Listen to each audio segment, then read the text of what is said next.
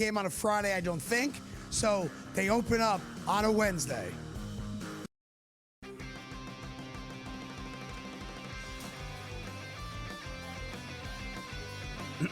Class is in session.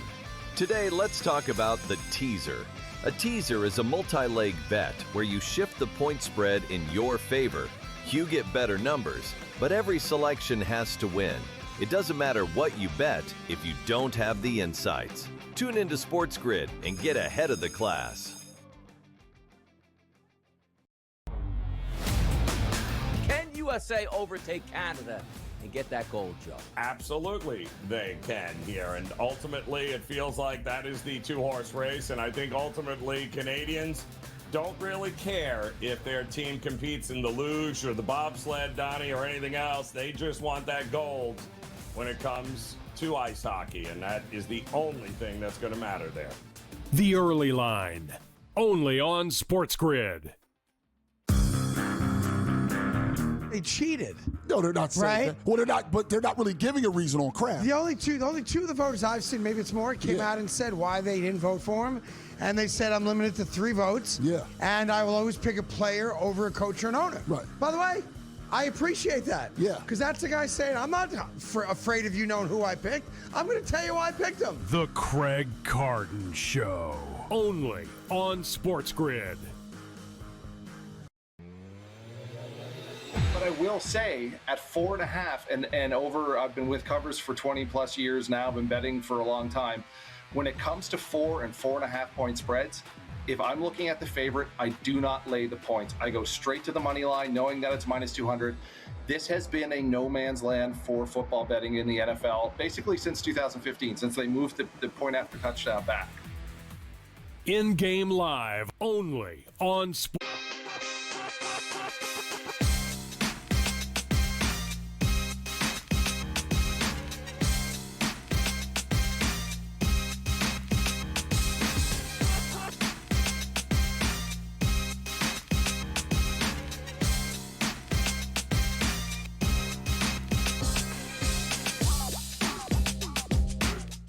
Game time decisions. Happy to have you with us here on SportsGrid on a Friday night where we're kind of searching for it, aren't we?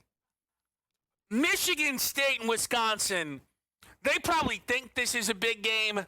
They have no idea. This feels like the biggest game of the college basketball season when you look around tonight's menu. It is a good one. It is a classic college hoops number with Sparty, a top 10 team in the country, just a 1.5 point favorite on the road against a Badgers team that is starting to add heads now. The win early season at Michigan was incredible, but it's like, is that who they are? They follow it up. In their most recent effort, not follow it up, but in their most recent effort, a 2-point win in overtime at Illinois. And it now feels like this is a Wisconsin team you know you will be betting on when we get to March. And they can, at least you could maybe argue, guarantee that with a win tonight over this group here in Michigan State. Michigan State, by the way, their most recent game was also against Illinois, also a win. They haven't played in a week. So it's a very interesting spot here. My best bet will come from this game tonight. So will our guy AJ's best bet. Team of the back, you know they are always cooking and working. We do have 2 ranked matchups tonight that are not your typical ranked teams. It is a 18th ranked St. Louis Billikens laying 17.5 at Loyola Chicago, and is your unbeaten 23rd ranked Miami of Ohio, an 8.5 point favorite over Ohio. And this Miami of Ohio team is going to become one of the most fascinating. As we spoke early this week to Mark Zinno, who had talked about the reality for this Miami of Ohio team is they may need to run the table into the MAC championship game to feel safe. And some of the metrics back that up. On KenPom, they check in as the 83rd team. You might think, oh, those things are jaded and skewed. Well, St. Louis is 24th. St. Louis is shown a lot of grace and a lot of love by KenPom. In the net ranking, St. Louis is 16th. Again, that is a shining light on an A10 team. When we take a look at Miami of Ohio in the net ranking, 51st. Sandwiched between 17-8 Va Tech and 18-5 Tulsa out of the American. If Miami of Ohio only loses to Akron in the MAC title game, like number-wise, they still may not look worth the at-large bid it will feel they deserve. But, man, this is going to be one of the most interesting things. Now, some of this can become real simple if they just drop games. At Ohio tonight as an 8.5-point favorite is upset watch. A road trip to UMass is probably their most difficult remaining game. The reality for this team is, and again, just within the MAC conference, Akron is considered to be the best team. They've already played. And obviously, Miami of Ohio won that basketball game. It's just such a fascinating setup that we have here. You also have the Iona Gales on tonight's college card. So I guess, what am I saying? It might be a great night of hoops for people to get involved with. If you're looking for alternative hoops, we've got the Rising Stars Challenge. I mean, as always, you know, good luck figuring this stuff out. Your coaches are Carmelo, Vince Carter, Tracy McGrady, and Austin Rivers. Respectfully, Polar Bear, what's Austin Rivers doing as one of the coaches? Can't figure that out. It just doesn't look right. It's a game that's lost Cooper Flagg. Doesn't help. No Alex Sarr.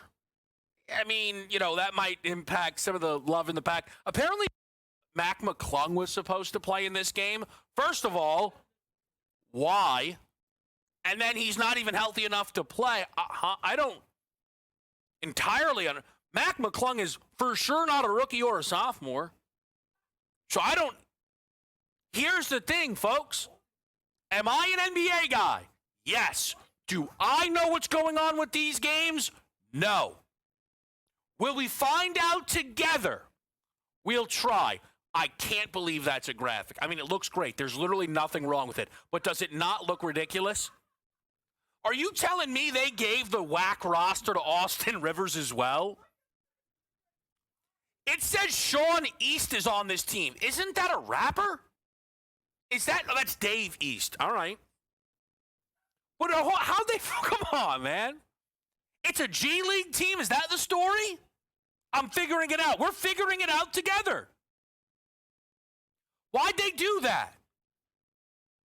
Why'd they do? But hold on a second. This might be like Indiana football. Like, do they just have a bunch of grown men playing? Yang Hansen was drafted this year. Someone explain themselves. All right. I mean, do we like these rosters? This game, it could. I'll tell you what. There's some love in the back. You have to wonder if they've even appropriately capped this thing. I cannot wait. I cannot wait to find out. We've got an update for you at Pebble Beach. Akshay has climbed himself into a co-lead with Rio. Ricky Fowler, a shot back right now. But as always, we look for the swimming shark. Can't help ourselves. And the price live on Scotty Scheffler, 30-1. He's starting to swim. The top 20s are now minus 200. He, at the moment, Scotty Scheff, sits, let me get this here, 9 back of the lead. It's a good bit. It's a good bit. Is it insurmountable? I don't know. It doesn't feel insurmountable. What would your typical cutoff line be, though, right now? Again, 2 guys at 15 under, Fowler's at 14, Burns is at 13, Minwoo's at 12. Tom, I could go for a hoagie. Shout out Cam Stewart. Is at 11 along with Sepp Straka. 9 under, would that be your typical look? 6 back for anybody not named Scotty Scheffler. It includes Fleetwood, Goddard, Xander. Hello. Thanks for showing up, pal. Maybe we will take a peek around your live golf market here on this Friday night. We will also take a look at the Super Bowl market because the, again, incredibly and on-the-spot coined Super Bowl pick day after the Super Bowl, we didn't forget about that, and I think it's fine for us to investigate some value on the Super Bowl 60 board. I know some of you who use Fanatics are still staring down that 25 or 50% boost. Like, do you want to place a Super Bowl future right here, right now? I'm sure many of you have placed a college hoops future. We've been a couple of free bets. St. John's, welcome to the pile. Queens boy, how to make it happen. Let's get to Michigan State and Wisconsin next on SportsGrid.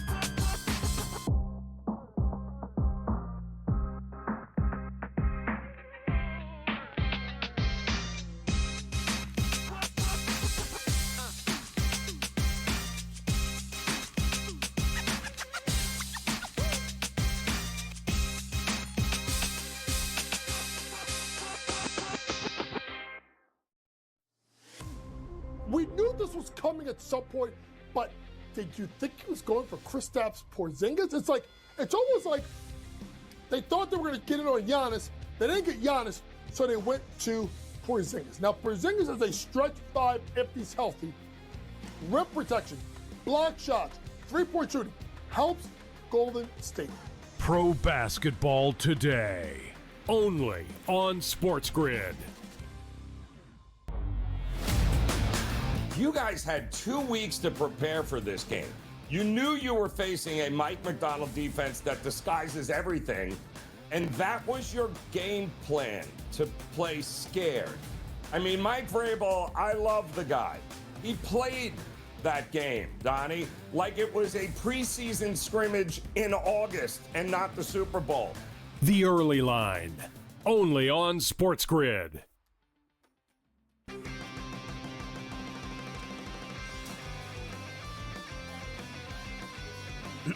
Class is in session. Today, let's talk about the teaser. A teaser is a multi-leg bet where you shift the point spread in your favor. You get better numbers, but every selection has to win. It doesn't matter what you bet if you don't have the insights. Tune into SportsGrid and get ahead of the class.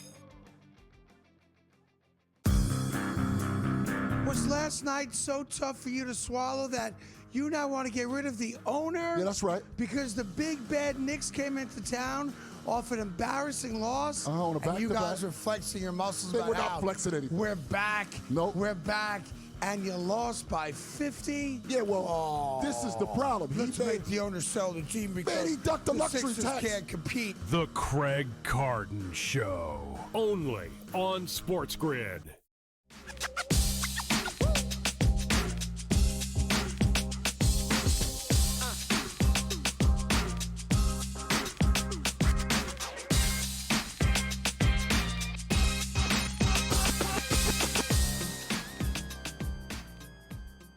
All right, back with you right here on Game Time Decisions as we dive more and more into your Rising Stars Challenge. We take a big-time look at Wisconsin.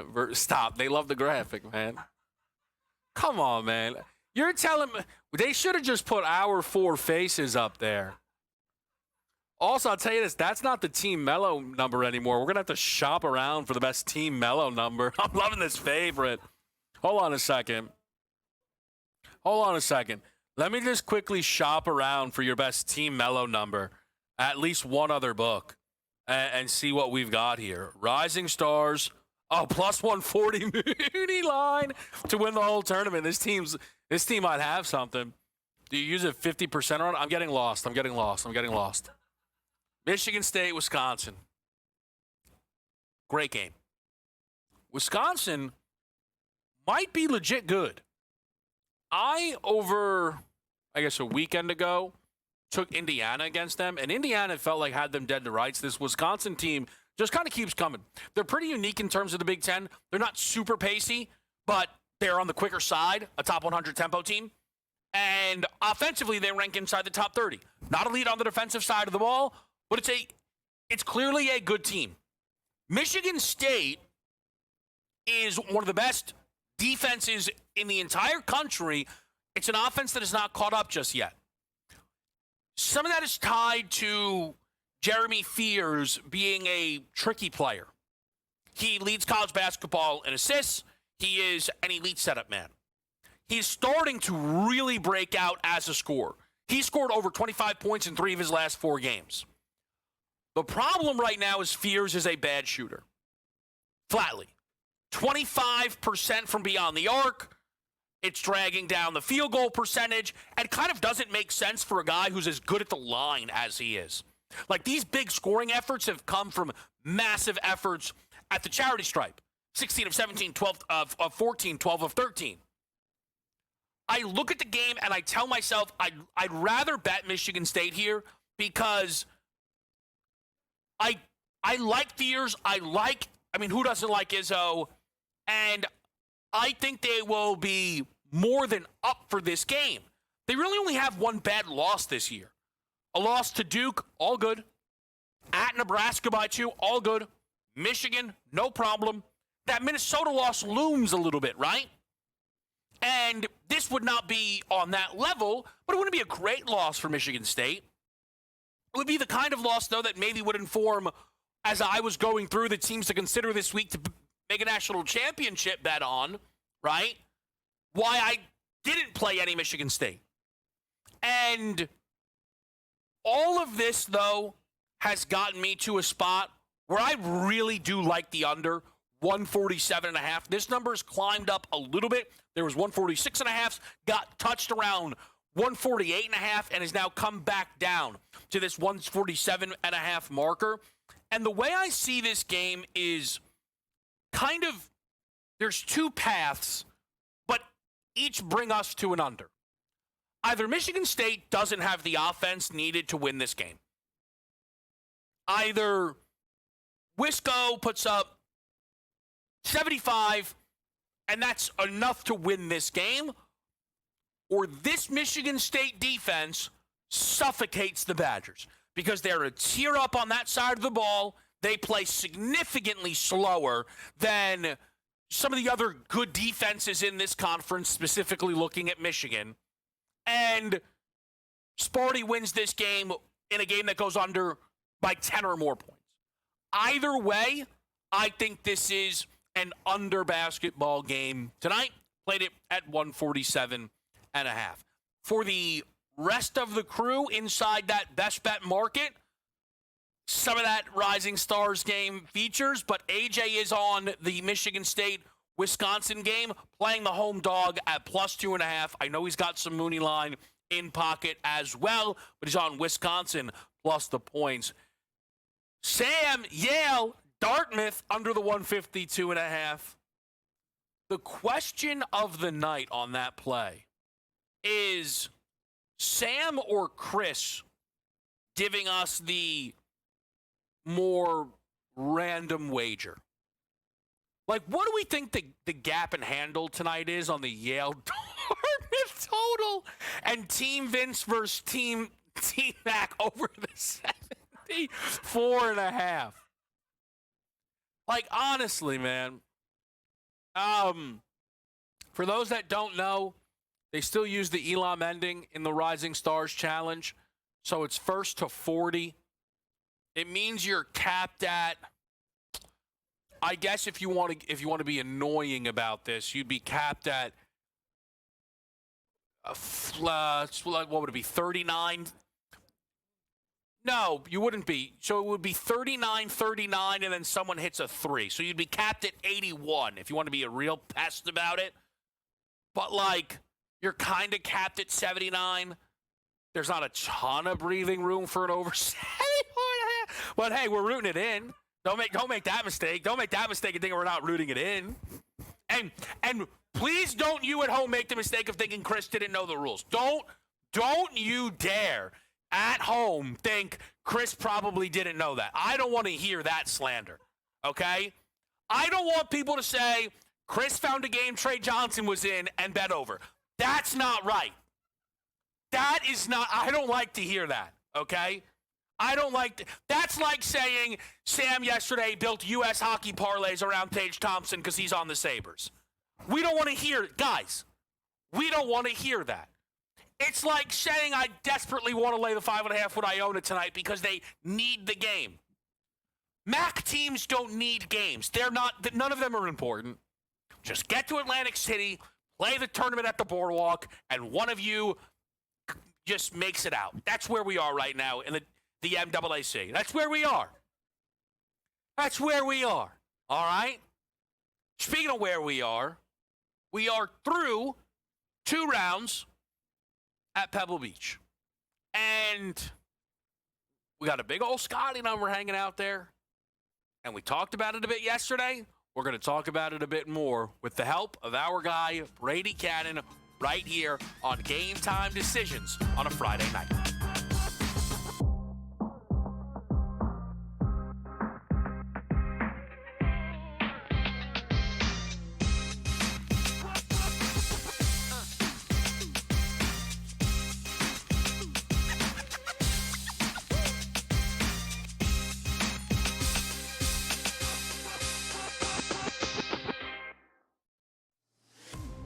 We knew this was coming at some point, but did you think he was going for Kristaps Porzingis? It's almost like they thought they were going to get it on Giannis. They didn't get Giannis, so they went to Porzingis. Now, Porzingis is a stretch 5 if he's healthy. Rim protection, block shots, 3-point shooting, helps Golden State. Pro basketball today, only on SportsGrid. You guys had 2 weeks to prepare for this game. You knew you were facing a Mike McDonald defense that disguises everything, and that was your game plan, to play scared. I mean, Mike Vrabel, I love the guy. He played that game, Donnie, like it was a preseason scrimmage in August and not the Super Bowl. The early line, only on SportsGrid.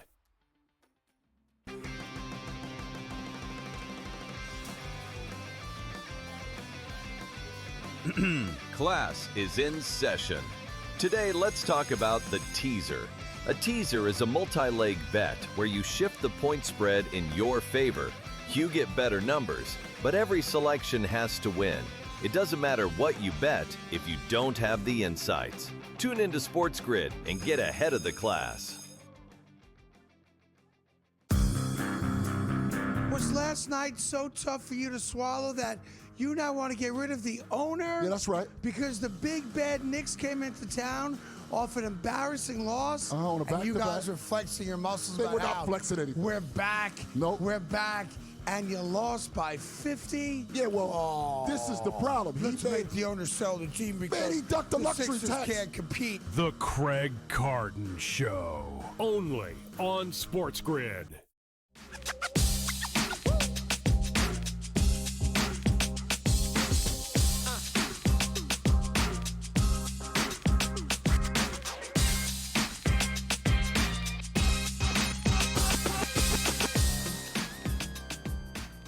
Game Time Decisions. We're live on SportsGrid on a Friday night. Look, it's not the busiest card, but if you're a golf guy, I feel like Pebble Beach is giving you quite a bit to sink your teeth into, and that's why we've got Brady Cannon with us here on a Friday night. Brady, we appreciate you making some time.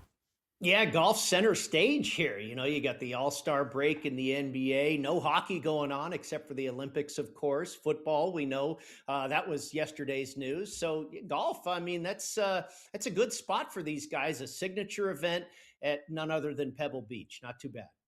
So, look, there's plenty of things we can talk about. I just want to talk about Scotty for at least probably the whole first segment. We're going to talk to Brady for a little bit here because, look, when you see, you and I have done a lot of these, Brady, where we go, man, you're getting 12-1 on Scotty, and he's that far back. On Thursday, we saw 40s. I mean, it shows, again, he was obviously very far back, but it feels like the books have been so adamant of not giving you anything that even felt like a real shot on a good Scotty number. I was fascinated by it. We've now played another round of golf. He sits at 30-1. What have you made of these first 2 days of Scotty Scheffler?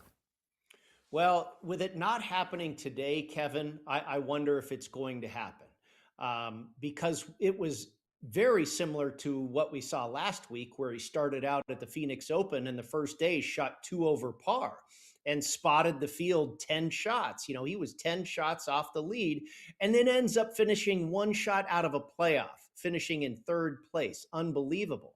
And we thought, oh, he's up to the same tricks again here on Thursday at Pebble, when I think he shot even par, but was again 10 shots off the lead. But it didn't happen for the second straight day. And if you look at the stats, Kevin, the first day, we've got 80 players in this field. Yeah. He was 72nd for strokes gained approach, 73rd in putting. Now he improved a little bit today. Okay. Greens in regulation, he's 57th. Scrambling, he's 34th. Putting, he's 68th, and approach, he's 64th. I mean, he is still like the bottom, 10% of this field in a lot of categories, and we're halfway through. I don't know if you can turn it around. The other thing is a lot of guys are going low. The course has been gettable the first 2 days. So it's not like now the one thing you might want to take a look at if you're trying to figure out a way to bet Scotty, maybe hold off for a minute and see what he does on Saturday. Now, the weather's supposed to kick back in on Sunday. It was pretty nasty for the practice rounds. Guys, there was, I don't know if you saw it on social media or what have you, but guys are hitting drivers on par 3s and stuff. The wind was blowing so hard. Well, the wind is supposed to pick back up into that 15 to 25 mile an hour range as far as gusts and what have you on Sunday, possible rain as well. So that's going to be very difficult. And that's when it's good for a guy like Scotty, because if the rest of the field can't run away and just make birdies, he might have a shot. So maybe you wait to see what he does on Saturday. Then you come in on Sunday and go, okay, I'm going to take a shot at him finishing top 10 or something like that. The one thing I will say, and Brady, you know these numbers better than I do, but through all of our conversations, I often look at Data Golf and just kind of what they provide. It kind of gives me a nice little, base outline. Tee to green, round 1, Scheffler, 56th. Round 2, 2nd. And now the thing is, and again, it's something that Brady and I have talked quite a bit about. Okay, so maybe he doesn't win the tournament. Yesterday, he went to minus 110 for a top 20. I mean, at some points, he was plus money for a top 20. He right now sits minus 200.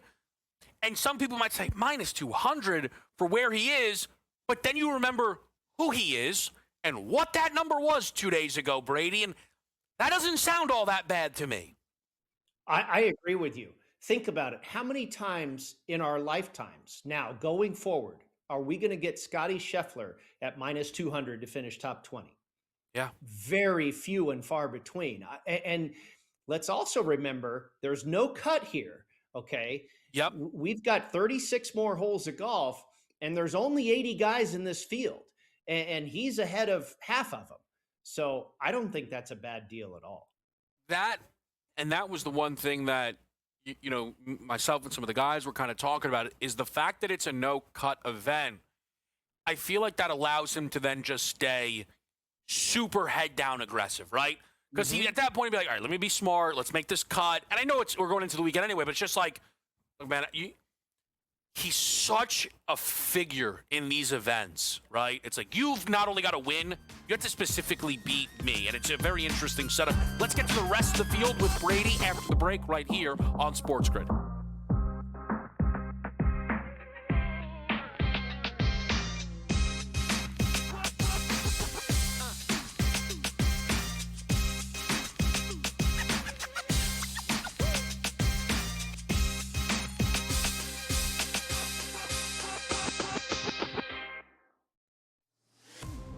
We knew this was coming at some point, but did you think he was going for Kristaps Porzingis? It's almost like they thought they were going to get it on Giannis. They didn't get Giannis, so they went to Porzingis. Now, Porzingis is a stretch five if he's healthy. Rim protection, block shots, three-point shooting, helps Golden State. Pro basketball today, only on SportsGrid. You guys had 2 weeks to prepare for this game. You knew you were facing a Mike McDonald defense that disguises everything, and that was your game plan, to play scared. I mean, Mike Vrabel, I love the guy. He played that game, Donnie, like it was a preseason scrimmage in August and not the Super Bowl. The Early Line, only on SportsGrid.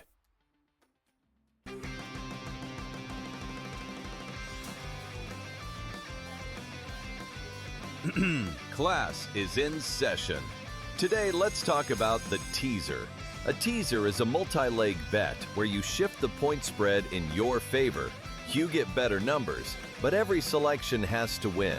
It doesn't matter what you bet if you don't have the insights. Tune into SportsGrid and get ahead of the class.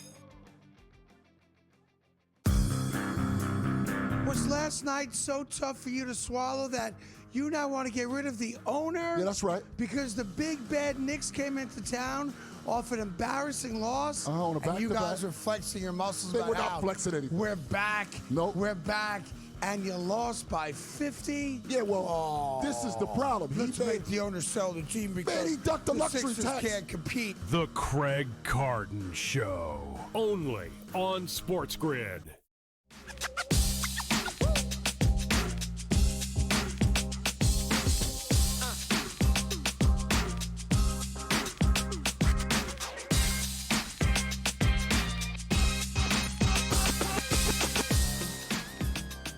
Game time decisions back right here on SportsGrid on a Friday night. Great to be joined by Brady Cannon as we talk a little Pebble Beach here, first signature event.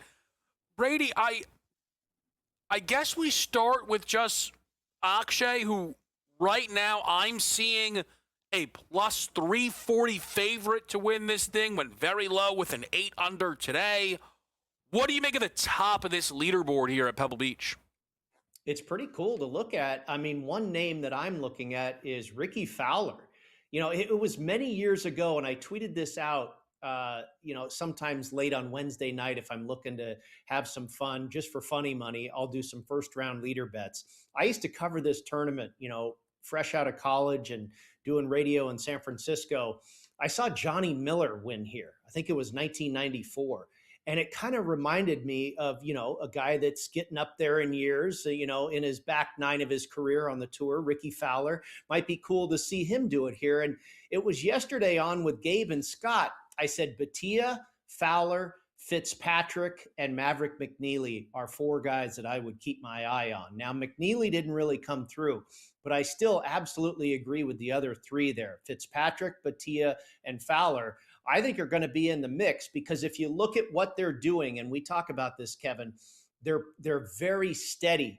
Hisatsuni had the outlier round where it was so crazy. He lost strokes off the tee. He lost strokes on approach, and yet he still shot 62. That's like never happened before. And so you figure that was not sustainable. But Batia and Fitzpatrick and Fowler were playing very steady Eddie, good with the irons, good off the tee, solid with the putter, but not crazy. And that's where they still are. Fowler's second in this field on approach, 19th with the putter, 19th off the tee. Fitzpatrick, 7th off the tee, 6th on approach, 29th with the putter, and similar numbers for Batia as well. So The putter is solid. It could possibly improve. It might not, go completely south the other direction. Yeah. The iron play is good enough. They're putting themselves in position. So I think those guys are still very interesting to keep your eye on going forward. All right, so a couple of names for us to track. Can I ask you just, Brady, how much, if any, of Rory have you been able to see at this tournament? Again, if I'm pretty sure it's our first time seeing Rory this year, was the second choice to Scotty entering the field. And, it's funny, right? It's like, this tough run at it for Scotty doesn't look right, doesn't look the same. But, it's not as if Rory's necessarily making the most of that opportunity, right? Rory's one of the guys whose numbers is working backwards as well. He's 8 under right now for the tournament. So that put him 7 shots off the lead, 22-1 in the outright market.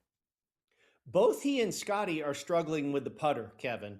And Rory, of course, is your defending champion. Putted lights out here last year. And this course really has not been his cup of tea in the past. It was a little bit surprising to see what he did last year. Not as much this year, I guess. Scotty, I think, is even more surprising because he usually putts pretty well on this surface. And this surface is called Poa annua. It's at Torrey Pines. You see it at coastal locations really throughout the country. And it's very polarizing.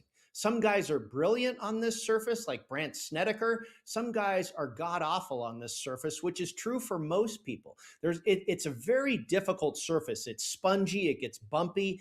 It's hard to handle. It's not like, putting on a tabletop that's very, very smooth. But Scotty's had success on this surface before. So he's a guy that I would expect that putting to improve.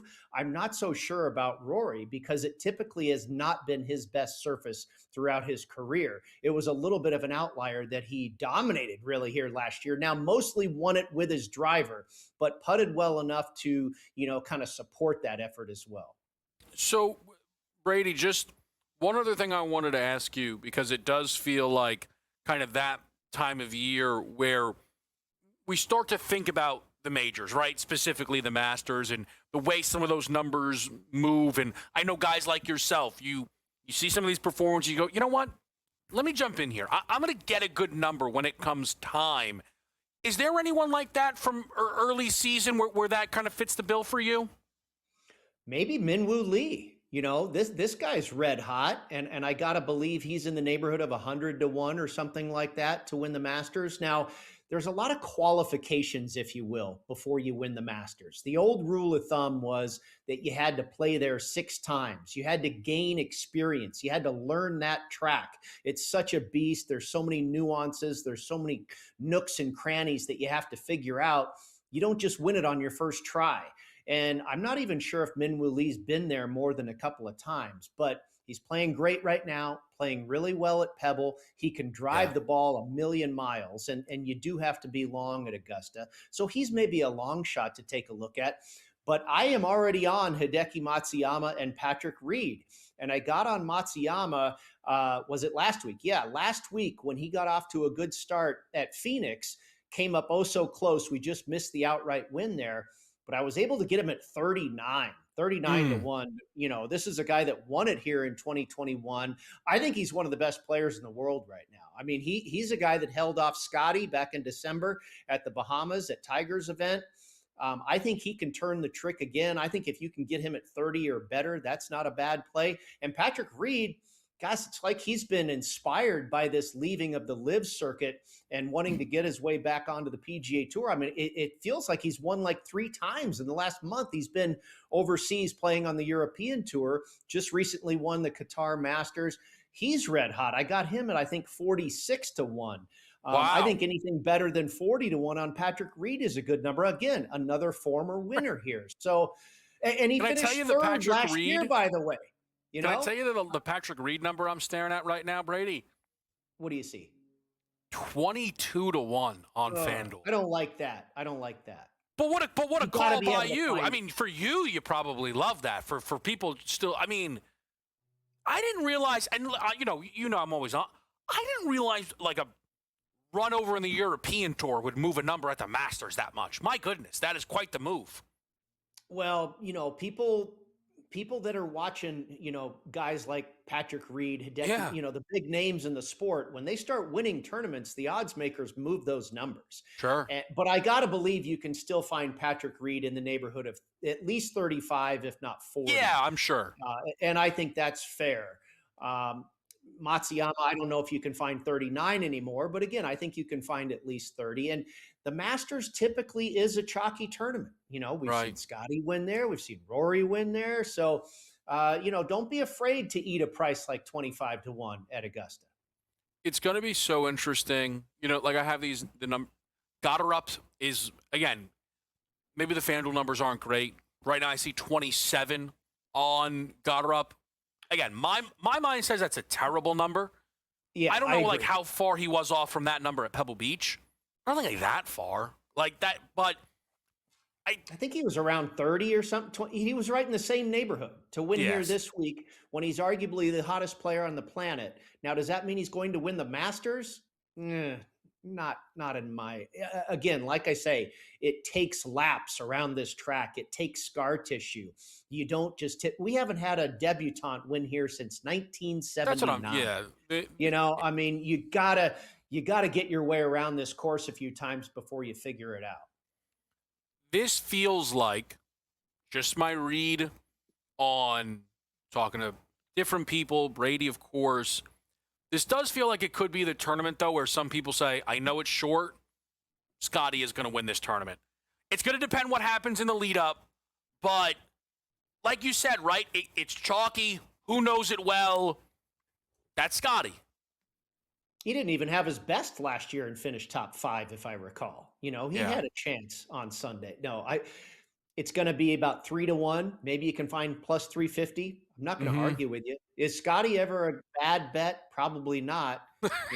So Again, he has to be 9 shots off the lead for you to be like, oh, I could have got a better number live, like we're seeing. Brady, thank you so much. That's Great who as this always. guy is, man. He's unbelievable. We'll talk college hoops next.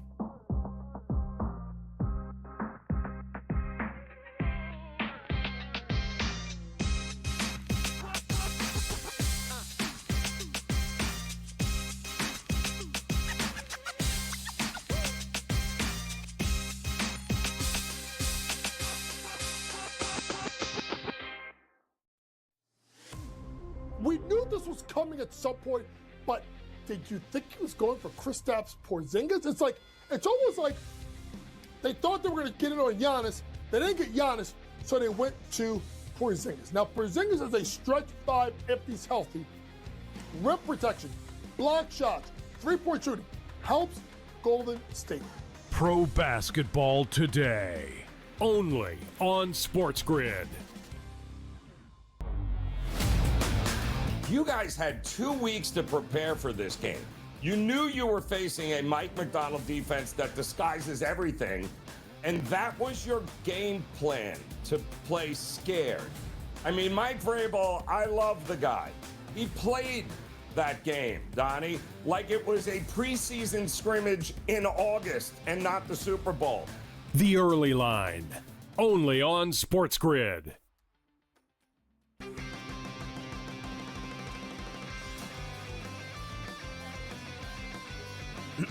Class is in session. Today, let's talk about the teaser. A teaser is a multi-leg bet where you shift the point spread in your favor. You get better numbers, but every selection has to win. It doesn't matter what you bet if you don't have the insights. Tune into SportsGrid and get ahead of the class. Was last night so tough for you to swallow that you now want to get rid of the owner? Yeah, that's right. Because the big bad Knicks came into town off an embarrassing loss, on a and you back-to-back. guys were flexing your muscles They about were not how flexing anything. we're back. Nope. We're back, and you lost by 50. Yeah, well, this is the problem. Let's make the owner sell the team because he ducked the luxury Sixers tax. can't compete. The Craig Carton Show, only on SportsGrid.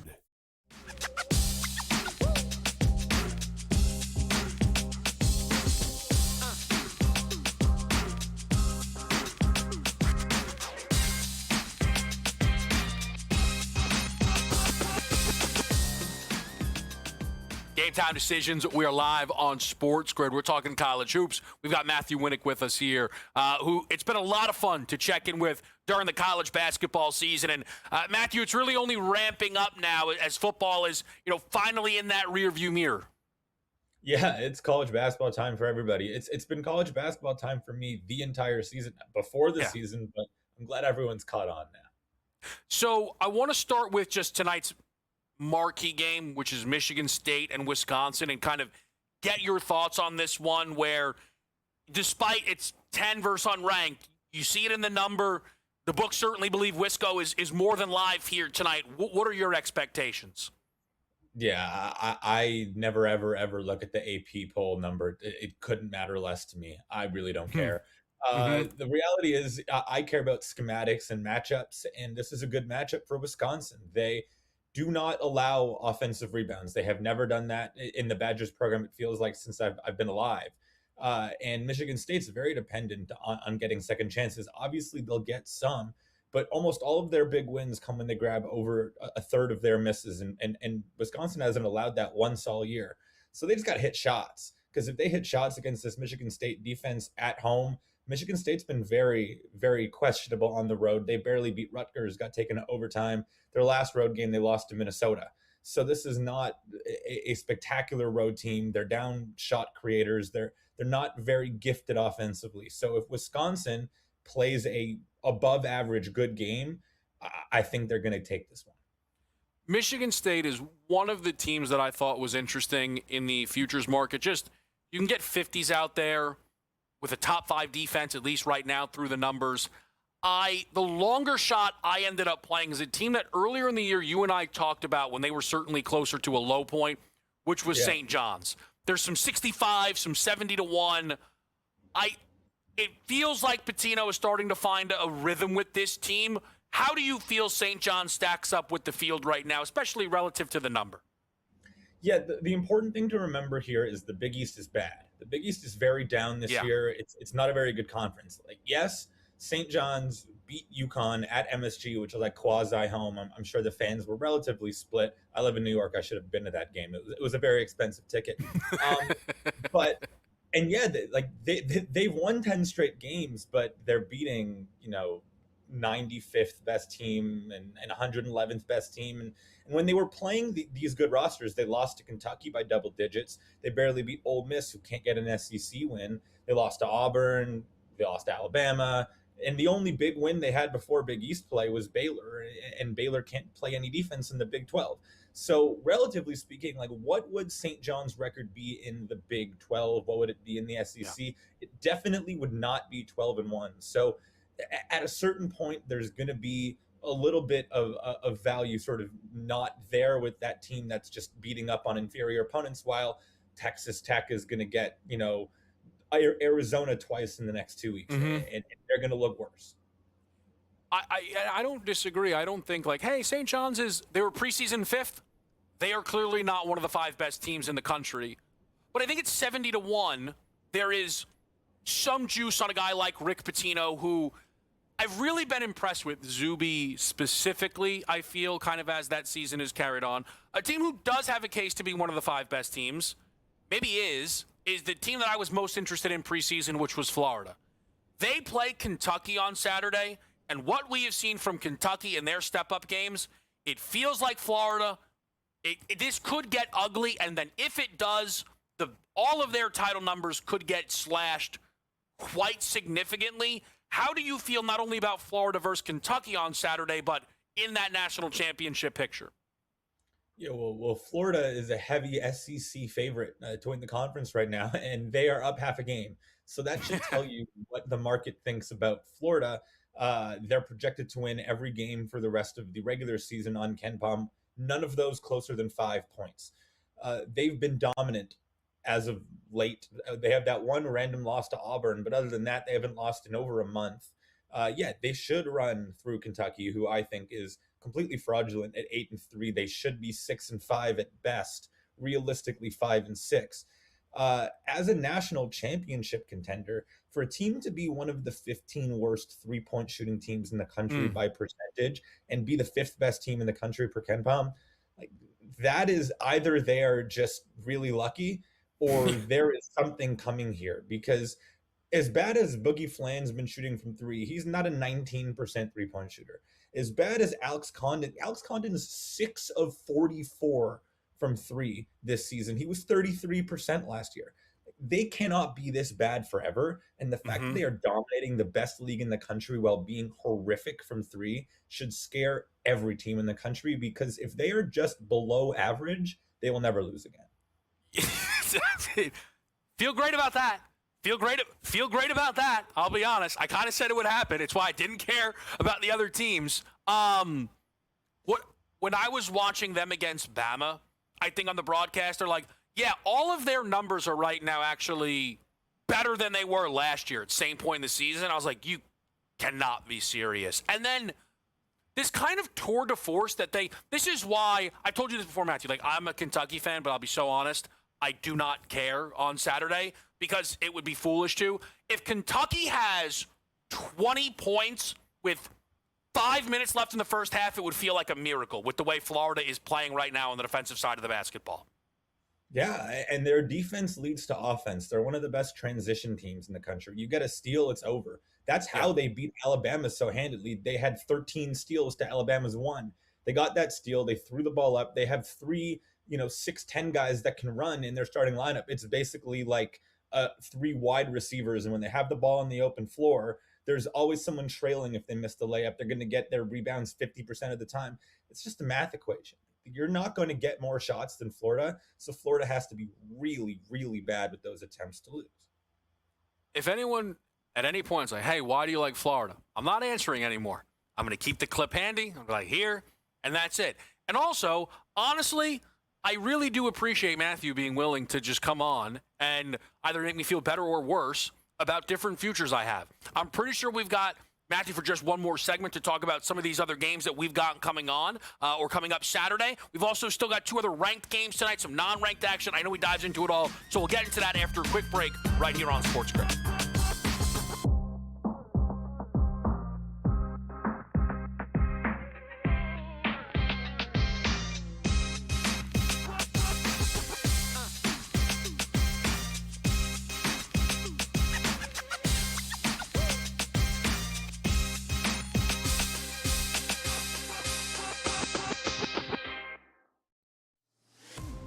We knew this was coming at some point, but did you think he was going for Kristaps Porzingis? It's almost like they thought they were going to get it on Giannis. They didn't get Giannis, so they went to Porzingis. Now, Porzingis is a stretch 5 if he's healthy. Rim protection, block shots, 3-point shooting, helps Golden State. Pro basketball today, only on SportsGrid. You guys had 2 weeks to prepare for this game. You knew you were facing a Mike McDonald defense that disguises everything, and that was your game plan, to play scared. I mean, Mike Vrabel, I love the guy. He played that game, Donnie, like it was a preseason scrimmage in August and not the Super Bowl. The Early Line, only on SportsGrid.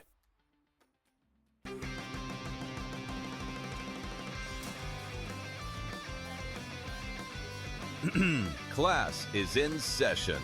Today, let's talk about the teaser. A teaser is a multi-leg bet where you shift the point spread in your favor. You get better numbers, but every selection has to win. It doesn't matter what you bet if you don't have the insights. Tune into SportsGrid and get ahead of the class. Was last night so tough for you to swallow that you now want to get rid of the owner? Yeah, that's right. Because the big bad Knicks came into town off an embarrassing loss, on a and you back-to-back. guys are flexing your muscles. They about were not how flexing anything. We're back. Nope. We're back, and you lost by 50. Yeah, well, this is the problem. Let's make the owner sell the team because he ducked the luxury Sixers tax. can't compete. The Craig Carton Show, only on SportsGrid.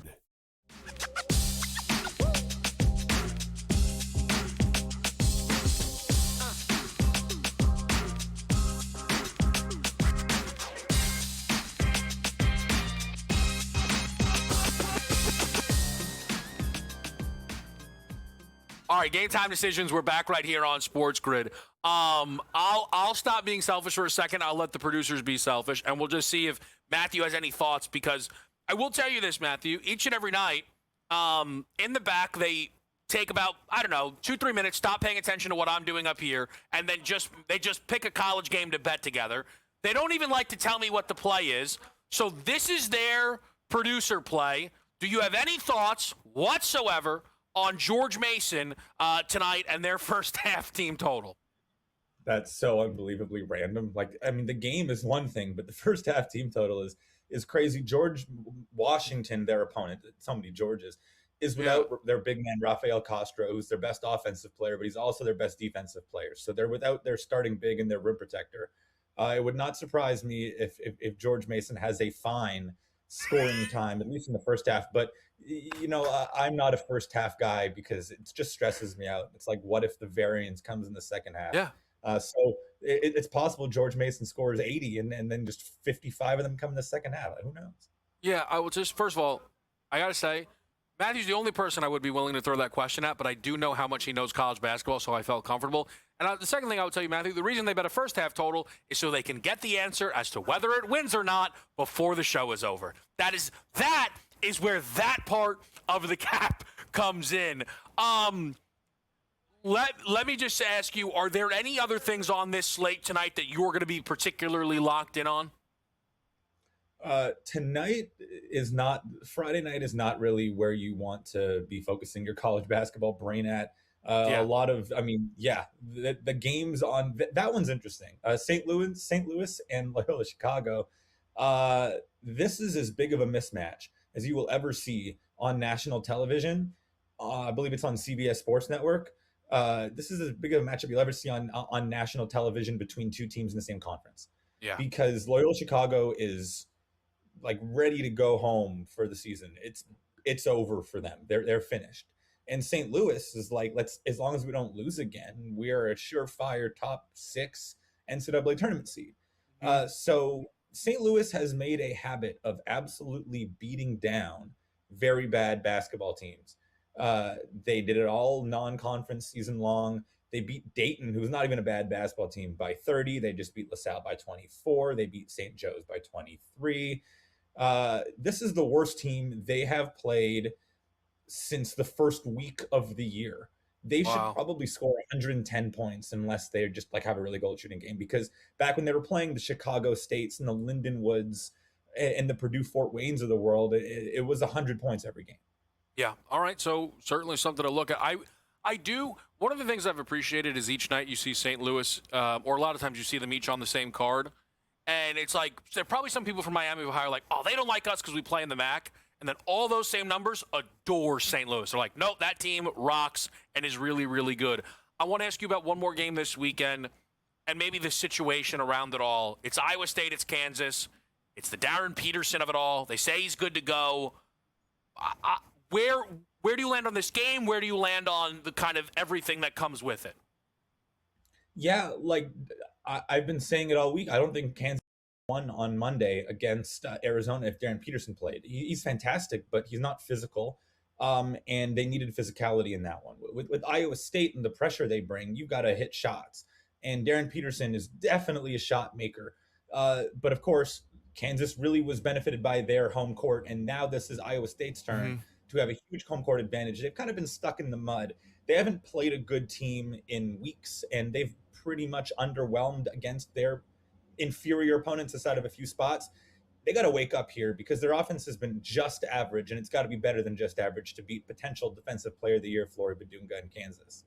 Yeah, the thing that has kind of bothered me with this Kansas situation is how little control Bill Self seems to have on it, where people might think this is unfair. I don't think he's a Hall of Fame head coach. He should have say on the matter. Be like, listen, Darren, I'm not going to do the every other game thing. You're also not playing Iowa State. You're not playing Oklahoma State. Nonsense. You're not playing Cincinnati. Don't care. Talk to me in a month where then I can go, you're going to now play the rest of the season. I feel like Self is allowed some of his own frustrations, Matthew, to impact his judgment. I'm not saying I don't get it, But I don't think he's helping the matter at all. That's just my kind of 2 cents. Listen, college basketball is still college basketball despite all the changes in NIL. If you have a superstar top 5 pick, he's going to make his own decisions. That just has always been what it is, and it'll stay that way. Matthew Winnick, incredible as always. Thank you so much. We really appreciate it. We'll be right back after a quick break live on SportsGrid.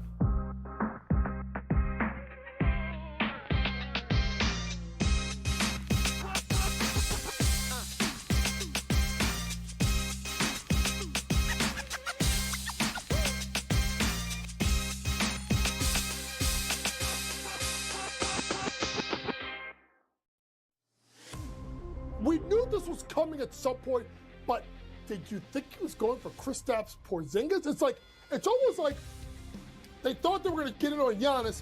They didn't get Giannis, so they went to Porzingis. Now, Porzingis is a stretch 5 if he's healthy. Rim protection, block shots, three-point shooting, helps Golden State. Pro basketball today, only on SportsGrid. You guys had 2 weeks to prepare for this game. You knew you were facing a Mike McDonald defense that disguises everything, and that was your game plan, to play scared. I mean, Mike Vrabel, I love the guy. He played that game, Donnie, like it was a preseason scrimmage in August and not the Super Bowl. The Early Line, only on SportsGrid.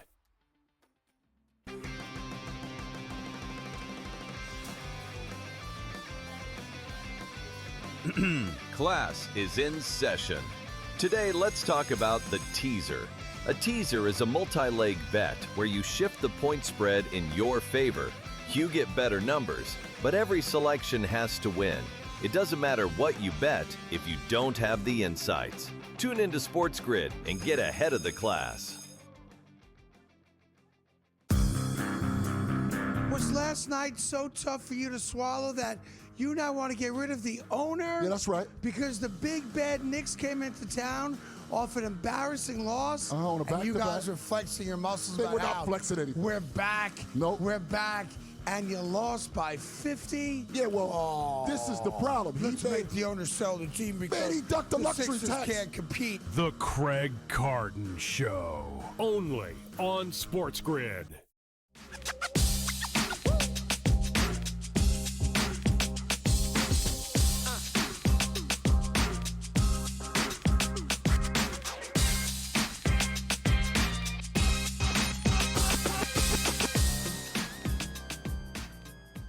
Game time decisions. We are live on a Friday night on SportsGrid. We're going to do some college basketball in a little bit. I will let people know college basketball today, 10 a.m. tomorrow morning, right here on SportsGrid. Very, very excited, myself and Coach James Young, to get into that.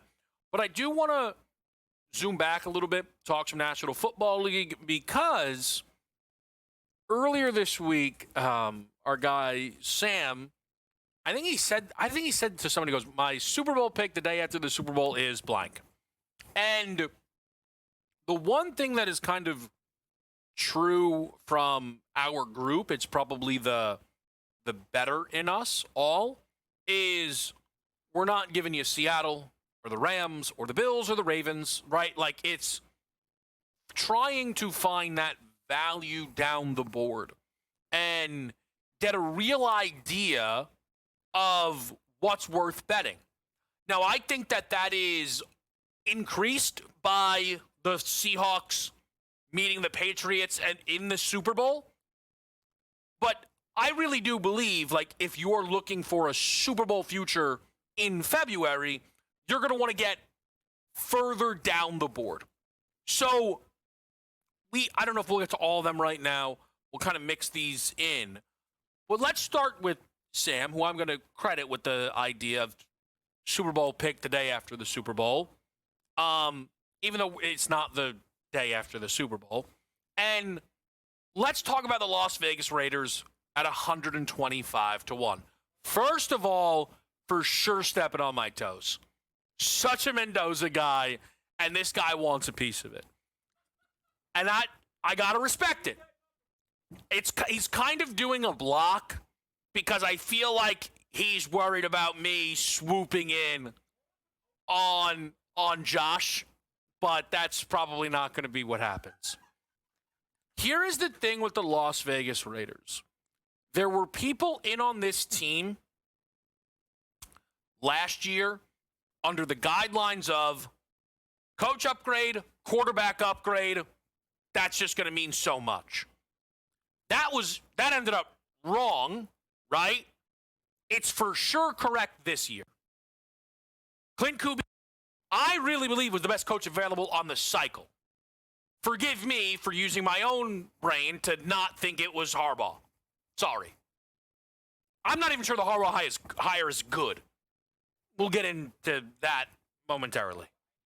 But Las Vegas getting Kubiak is already a step in the correct direction.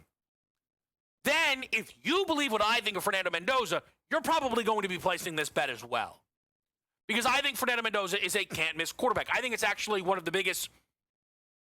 I think so much of draft is groupthink, and that's okay. But sometimes you're allowed to see it differently, and this Mendoza thing I see differently. I gotta thinking that Fernando Mendoza is worth a 20th pick, but not a first pick, is actually just bad thinking. There is no such thing as a quarterback who is worth going 20th that is not then worth going in the top 5. Jackson Dart went last year, 26th, I believe? Jackson Dart in a redraft goes top 3 because he's a quarterback. So right away, that logic of it all is just flawed. But I actually believe Fernando Mendoza is the goods. I believe he's the real deal. As some would frame it, he's not a guy, he's the guy. I think he is the guy. And what works brilliantly for Mendoza is he walks into a situation with potentially 2 superstar weapons in Brock Bowers and Ashton Genty. I think Bowers is decidedly a star weapon. I think he's one of the 25 best football players in the world. That's it. Every single time he was healthy, that was on display. His rookie season, it was on display. He's the guy. You want to get super nerdy? Drafting Trey McBride over Brock Bowers right now is a mistake. Nobody even knows who the Arizona quarterback is. What if Marvin Harrison Jr. doesn't spend the whole season unhealthy? Also, Bowers is better. So, that's what it is. And giving Mendoza a running back like Genty, you know the offensive line is going to be better because it just kind of has to be. It's not really an option that it isn't better. It really sets up nicely here, all of this for the offense to be significantly better. We think about the recent young quarterbacks to make that initial splash. We saw it with C.J. Stroud in Houston. We saw it with Jaden Daniels in Washington. This year we didn't see it, but the list was also shorter in only really having Cam Ward in Tennessee. Dart didn't even get to start for the Giants, despite the fact that he obviously should have started the year. Might have actually saved Brian Daboll his job. Neither here nor there. For Vegas and Mendoza, I don't think this bet, and I think Sam would agree with this, is as much about winning the Super Bowl as it is making the playoffs and then a kind of a, hey, why not us? Maybe we can win a game, and now we've got this monster number that we can get busy on. And I think that's interesting. What's going to be so why I'm a little surprised, though, the Vegas number isn't a little bit longer, is if you ask 100 NFL analysts today, will any team get more fourth-place votes in their respective division than the Las Vegas Raiders? I think some people will put the Jets above Miami. The Saints certainly would not be there. I think Tennessee will get some Cam Ward bump up. Maybe Arizona. Tons of uncertainty in just the quality of that division. But it's probably Vegas or Arizona. And Arizona is 225 to 1 compared to Las Vegas's 125 to 1. So the perhaps a little annoying breakdown is, despite 125 to 1 being a mammoth number, are we actually getting value on 125 to 1? Like, I think that's a... I find that to be a fair question. And I think Vegas is a team that's very, very live, that Sam, myself, some of you out there are playing in some capacity when we get to August, right? Win total, make the playoffs, not finish last, if that's an option, right? But at 125 to 1, when I look around now, and this is good by Sam, that we may be looking at a book that's light. Another book I see right here, 200 to 1 on Vegas. Now we're talking, right? 200 to 1. I mean, that's a huge difference. There's a huge difference.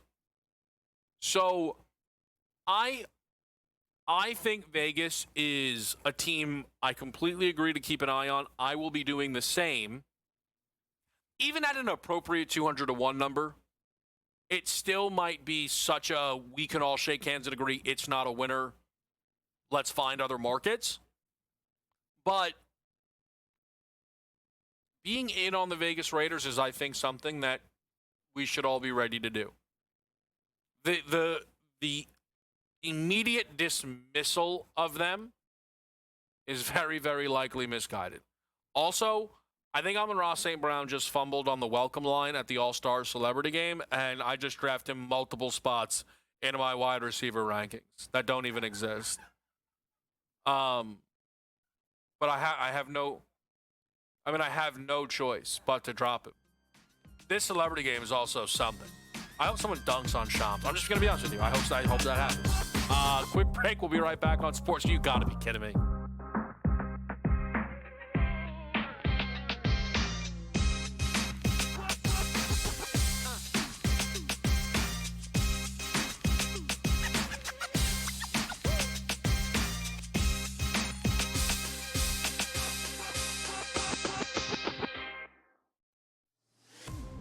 We knew this was coming at some point, but did you think he was going for Kristaps Porzingis? It's almost like they thought they were going to get it on Giannis. They didn't get Giannis, so they went to Porzingis. Now, Porzingis is a stretch 5 if he's healthy. Rim protection, block shots, three-point shooting, helps Golden State. Pro basketball today, only on SportsGrid. You guys had 2 weeks to prepare for this game.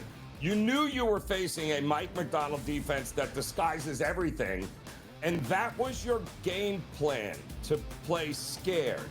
I mean, Mike Vrabel, I love the guy.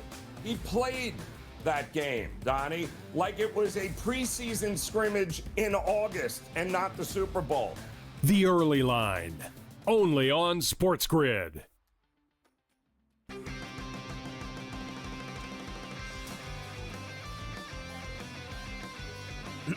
Class is in session. Today, let's talk about the teaser. A teaser is a multi-leg bet where you shift the point spread in your favor. You get better numbers, but every selection has to win.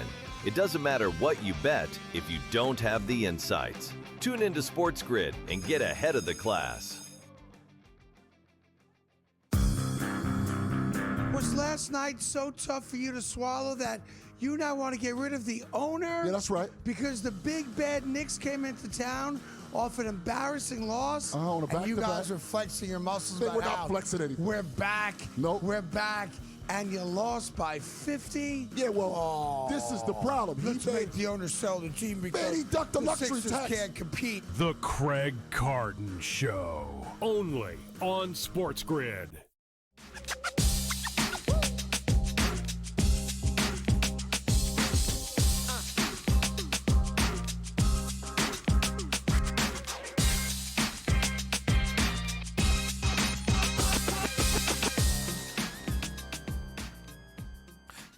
Game time decisions back in a big way. Why is Giannis the head coach for one of these celebrity all-star game teams? Along with the Giannis brothers. I don't entirely understand why. The game is where the Clippers play. Do the Clippers stop, man. Guys, I'm telling you right now, I'm doing a great job up here. I'm working through the elements. I'm working through the elements. These guys are trying to find a graphic for the Celebrity All-Star game that doesn't exist. You know what? Let's see if Kalshi has it. Let's see. Let's find out. Here we go. Celebrity All-Star game winner. Team Antetokounmpo, 75%. Why would that be? Giannis isn't playing. Why are they such a big favorite? For sure. I mean, I would assume just from a value perspective, Team Anderson makes some sense. Jason Williams is on that team. Who is swinging this Taco Fall and Amon-Ra? Why is Matt Ishbia playing in this game? He owns the Suns. Why don't they let Steve Ballmer play? Are there any issues there we should know about? This is crazy. All right, so you can bet the Celebrity All-Star game on Kalshi. Now, what you can also invest on is the Celebrity All-Star 3-point contest. Now, where do you find this, pros? When you just type in celebrity. Here it is. Now, you want to talk about something that doesn't make sense? It's a celebrity 3-point contest with an active NBA player in it who, by NBA standards, isn't famous. Jared McCain is not famous. My mom does not know who Jared McCain is. I don't even know if she knows who Richard Jefferson is. She knows Caleb Williams. For sure doesn't know Playboy Max. I mean, honestly, man, what are we doing? How is Jared McCain meant to lose this contest? And for anyone, it's been trending down. There's been dips in the market. You want to talk about a leasing market? I've never seen a bigger one in my entire life. You know he'd be on Caleb. Man, the All-Star game is something, huh? You want to talk about a buttoned-up group. I told myself I wouldn't talk about this. I'm going to try and do a get in, get out quick. Damian Lillard participating in the 3-point contest is one of the biggest disgraces in the history of basketball. I hate it. It is unacceptable. It's a slap in the face to everyone. He's out for the season. Why is he possibly in this event? Honestly, why in the world is that a thing? Who thinks that's a good thing? Most people don't even know what team Damian Lillard is on. First of all, it's not like there's some big desire to see him. It's not in his hometown. It's not on the team he's on. It's not on the team he was once on. He is out for the year. You're basically just diminishing how hard it is to be in the 3-point contest by letting him in it. That's what you're doing. And he's the second favorite. It's ridiculous. Who wants that, man? Who wants that? Separately, I'll say it, why is Bobby Portis in the thing? Like, it's a league full of guys that shoot threes. How'd you end up with a not that good three-point shooter in the contest? Honestly. Like, this is not who I am or want to be, but what are we doing? Like, I understand Bobby Portis is having a career year from three. I don't care. You know what? I'd rather Bobby Portis be in it than a guy who's out for the season. Nobody even knows. The All-Star game stuff's bad. It is bad. Love Team Mello tonight, though. Been in the lab capping this thing nonstop. Ace Bailey, thank you. Dylan Harper, yes, please. Reed Shepard, bucket. Why is Austin? I don't understand. Because he was on the Clippers at one point? I don't get it. Keenan Allen is in the Celebrity All-Star game. So here's what I would like to find out, right? You have Amon-Ra, you have Keenan Allen. Digging into the NFL player pool is a fantastic idea. Why did it stop there? I don't know, Trevor Lawrence wouldn't have been interested in getting in the mix here, you don't think? I don't understand. Heck, why could James Cook doesn't play basketball in any way?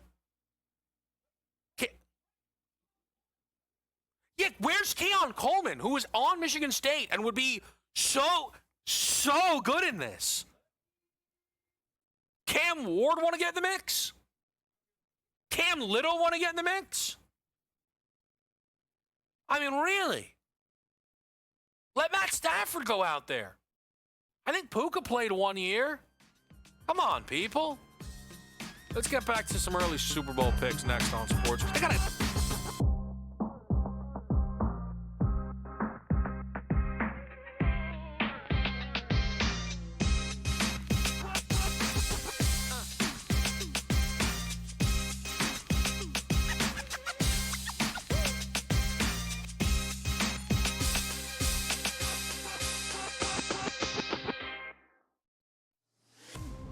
We knew this was coming at some point, but did you think he was going for Kristaps Porzingis?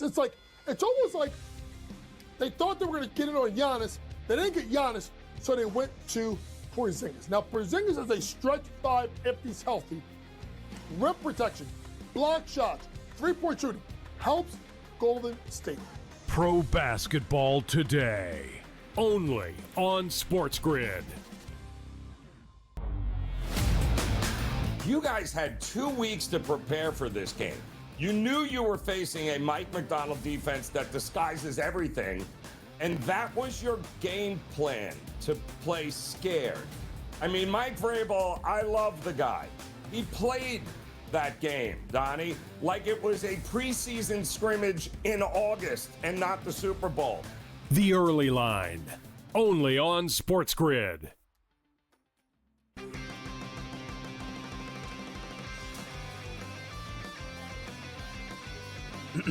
Class is in session. Today, let's talk about the teaser. A teaser is a multi-leg bet where you shift the point spread in your favor.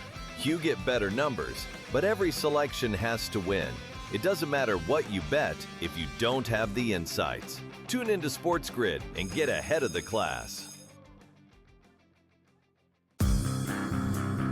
Was last night so tough for you to swallow that you now want to get rid of the owner? Yeah, that's right. Because the big bad Knicks came into town off an embarrassing loss, on a and you back-to-back. guys are flexing your muscles. We're about not how flexing anything. We're back. Nope. We're back, and you lost by 50. Yeah, well, this is the problem. Let's make the owner sell the team because Man, he ducked the luxury Sixers tax. can't compete. The Craig Carton Show, only on SportsGrid.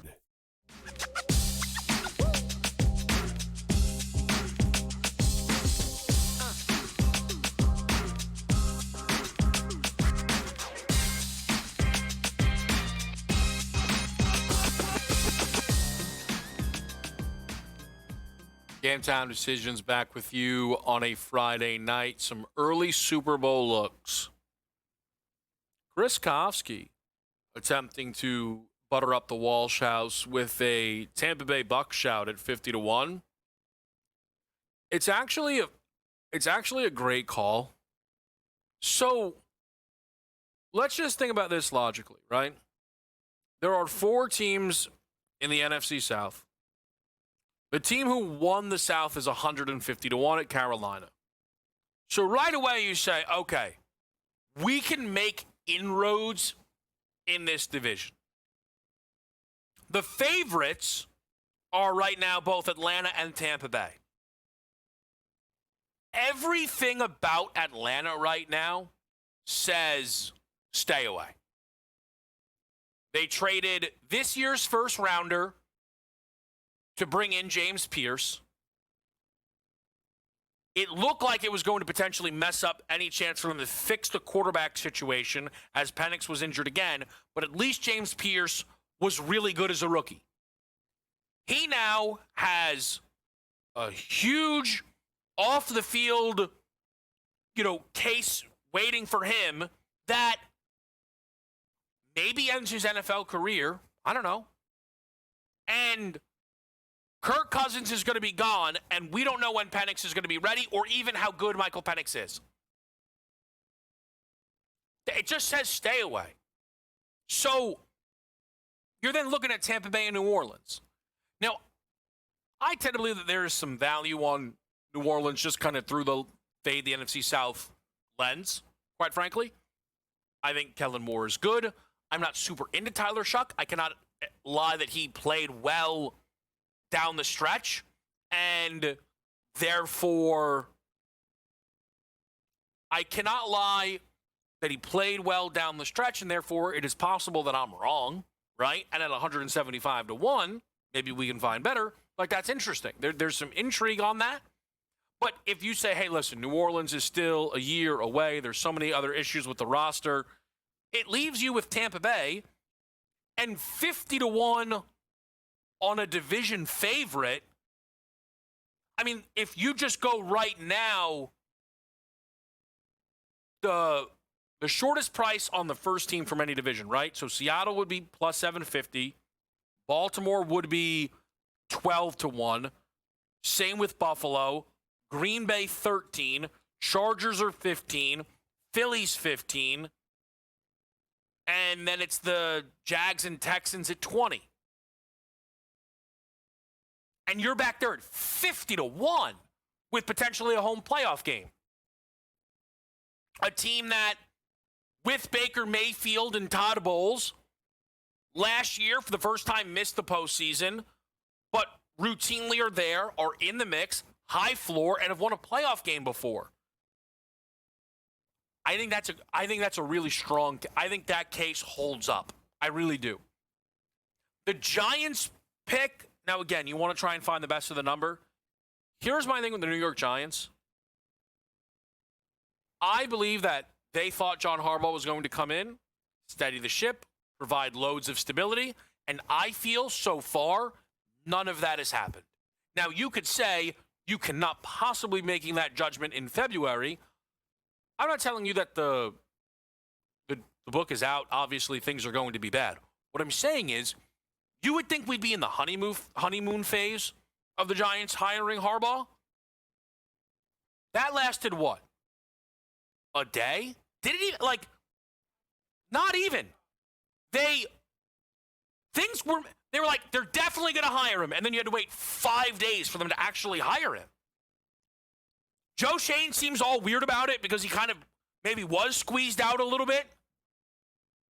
No backup plan for Todd Monken getting hired.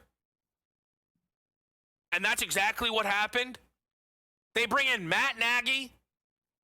Everyone was like, yikes. And they're like, all right, we should probably bring in another name. Brian Callahan. The guy Nagy was going to replace. Like, what? What?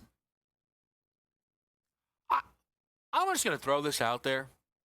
Just a vibe talk thing. I'm not even sure Harbaugh likes Jackson Dart. I'm not. I think he might have just took the job because it's the New York Giants. And might just yeah, whatever. We have a year. Let this kid go out there, do whatever he wants. Listen, I know it's it's 75 to 1. It's a big number. I don't care. I want nothing to do with the New York Giants, at least as of February. Speaking of Super Bowl, we'll be right back.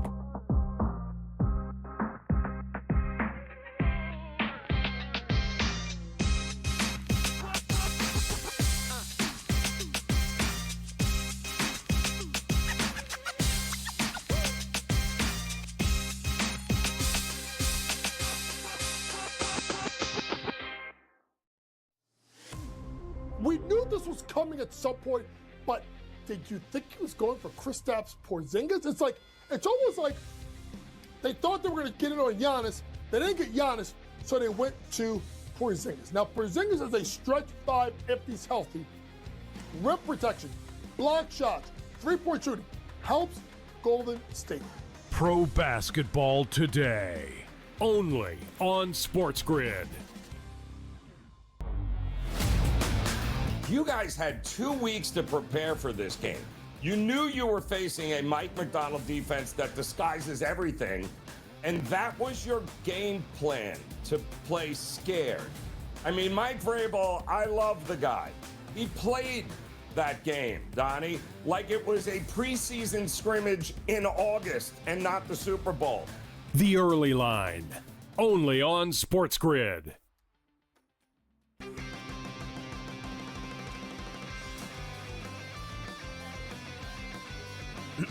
Class is in session. Today, let's talk about the teaser. A teaser is a multi-leg bet where you shift the point spread in your favor. You get better numbers, but every selection has to win. It doesn't matter what you bet if you don't have the insights. Tune into SportsGrid and get ahead of the class. Was last night so tough for you to swallow that you now want to get rid of the owner? Yeah, that's right. Because the big bad Knicks came into town off an embarrassing loss, on a and you back-to-back. guys are flexing your muscles. We're about not how flexing anything. We're back. Nope. We're back, and you lost by 50. Yeah, well, this is the problem. Let's make the owner sell the team because Man, he ducked the luxury Sixers tax. can't compete. The Craig Carton Show. Only on SportsGrid.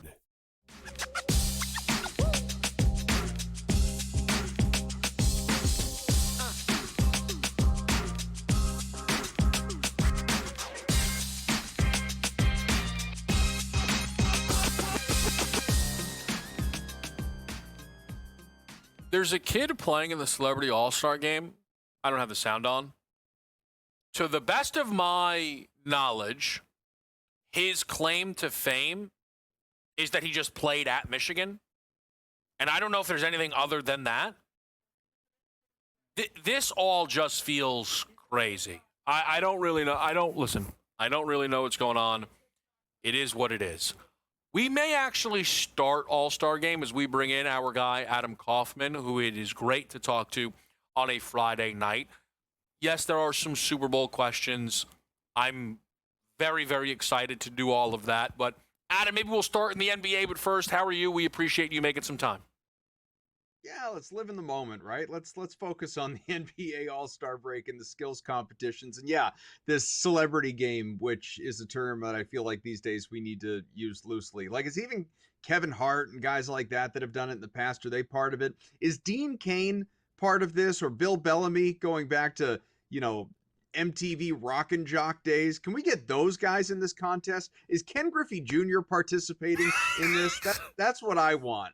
That's the world I want to live in again. We're living in a world, by the way, that Mookie Betts is there, but as a coach. I just don't know what's going on anymore. Is Mr. Beast playing or I think he's too popular. Kai Cenat, it's probably all like the YouTubers that my kids watch, right? These are the guys that are in this stupid thing.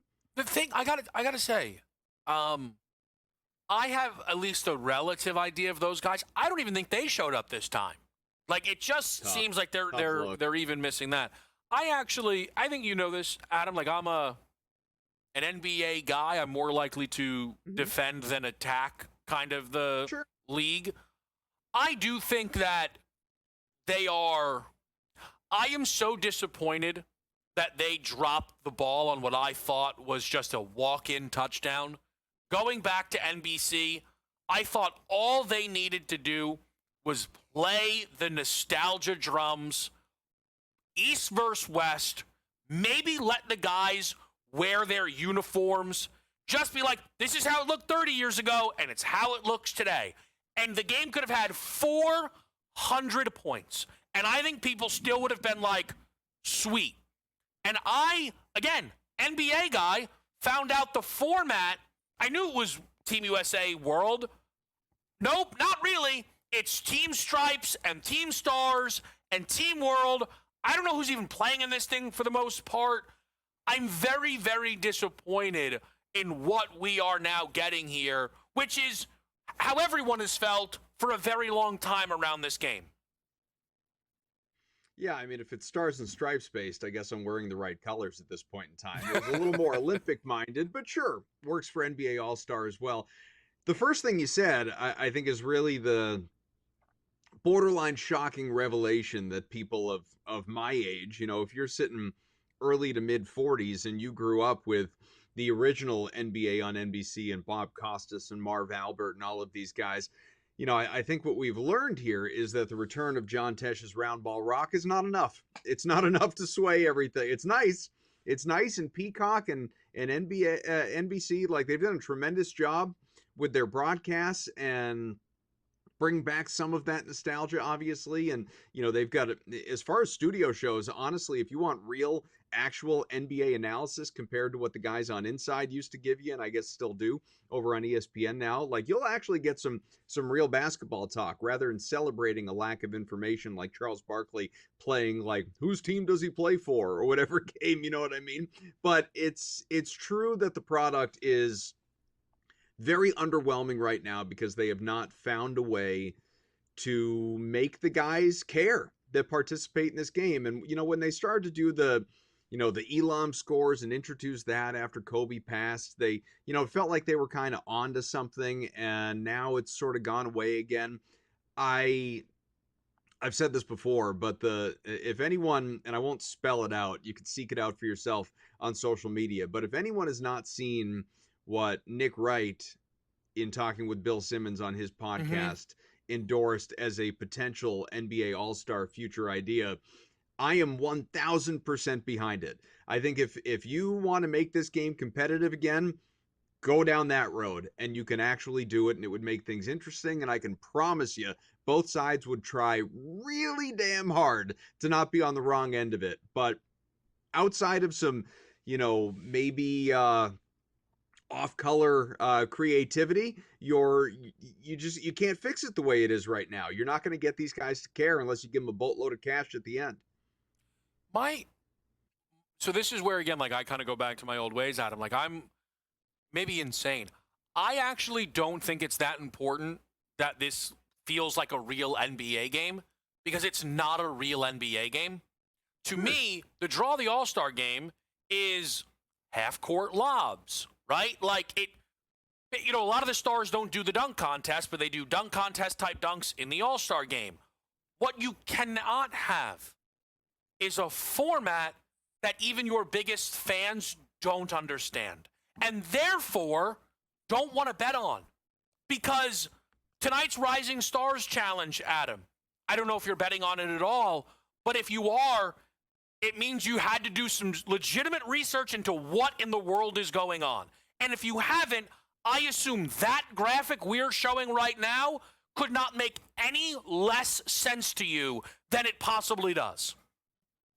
Yeah, because I don't know who plays for any of those four teams. No, I've done no research into the Rising Stars game because I had no intention to bet it, and I'm not going to, you know, come onto your show here giving out best bets for the Rising Stars game because, honestly, nobody wants them. Even the books, the regulated sports books, weren't giving out boosts associated with this to try and get you to bet it because they recognize nobody gives a damn. Nobody's watching. Nobody even remembers this is happening. Now, the 3-point contest tomorrow, the dunk contest tomorrow, leading into obviously the Sunday contest. Yeah, you're going to have some people spending a different way on Valentine's Day, right? It's not going to be those romantic dinners out. It's sitting there and gambling on these contests and the general just skills contest, as they call it, which is what, Wemby and Chris Paul, as we were talking about off air, tried to rig last year. These are the events that are, fun for us. The celebrity game, nobody even knows happens. The Rising Stars game, unless you have a favorite player, a young player who's participating in it, you probably don't care. I mean, my kids are NBA junkies. I think right now they're watching reruns of Modern Family. They have no idea this game is even on. So it's just, it goes back to, again, publicizing the thing and whether or not, the NBA is doing a good enough job marketing this particular weekend. I'm not sure the league is. I don't know if I can ever remember a league being in its head as much as they are. Sure. Well, they're so obsessed with the tanking issue and in-season it's all about how do you make games matter, and they haven't figured out how to make this weekend matter. And I'll say this: I know that it's probably a non-starter because the idea is they'll lose money. One of the easiest fixes in the world to tanking is less games. Some of the idea, I want to break my phone. People who are like, you know what we need to do to fix tanking? Everyone gets the same odds for the first pick. Sure, that people will stop tanking. You know what will also happen? Some teams will never, ever, ever, ever, ever rise up from the depths of the bottom of this league. One of the reasons the Wizards or the Jazz have been tanking forever is they tank and then get the 5th pick. And it's like, well, Wemby went to the Spurs. So what do you want him to do? The Spurs were kind of bad once, got Wemby. It's like, oh, great job, San Antonio. Thanks for upholding the standard of this league. It's ridiculous. It's so dumb. Don't forget dumb. It did happen before, and they got Tim Duncan. Yeah. And then they barely did it, and they just got Wemby. And then the Wizards are like, the Bobcats one year won 9 games and watched Anthony Davis go to New Orleans. It's just... Well, listen, the Dallas Mavericks last year were an NBA play-in team, and they still got Cooper Flag. We'll be right back. It's such a mess.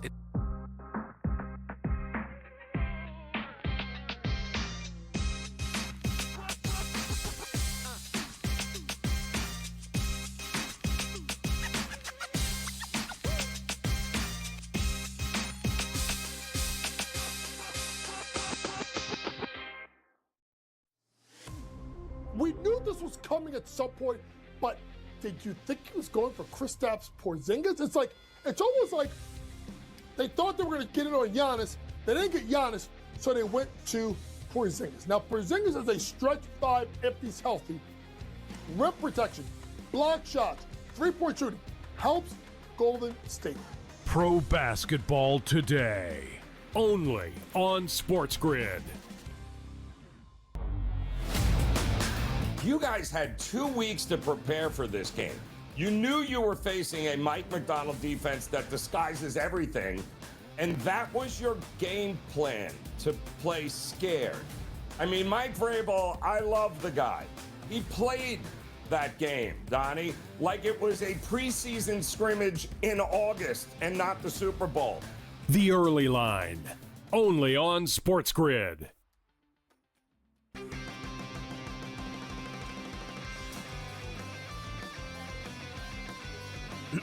Class is in session. Today, let's talk about the teaser. A teaser is a multi-leg bet where you shift the point spread in your favor. You get better numbers, but every selection has to win. It doesn't matter what you bet if you don't have the insights. Tune into SportsGrid and get ahead of the class.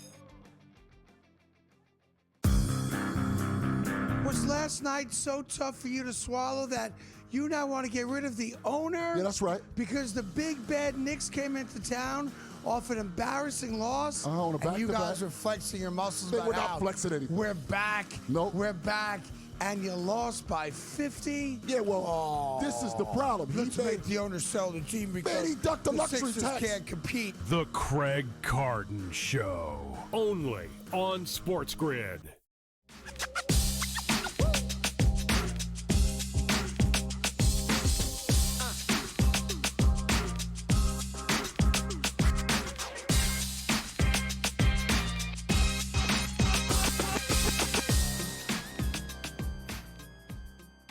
Game Time Decisions back with you here on SportsGrid. We're joined by Adam Kaufman as we kind of close out the post-Super Bowl week. I think it's nice that we got Adam here. How do we want to play this? You tell me. You all right, I'll give you my 2 cents. Wisely, Walsh. What do you got? This. You know this. I was in on the Pats. I was very confident they would cover. I thought they could absolutely win that football game. Yep. And my takeaway from the end of it was they were a product more of their schedule and path than anything else. It does not mean that Drake May isn't talented. It does not mean that Mike Vrabel isn't a good coach, but it means that that team wasn't as good as I and others thought, and they were very opportunistic, but they ultimately weren't of the level that, again, I think some of us thought they were.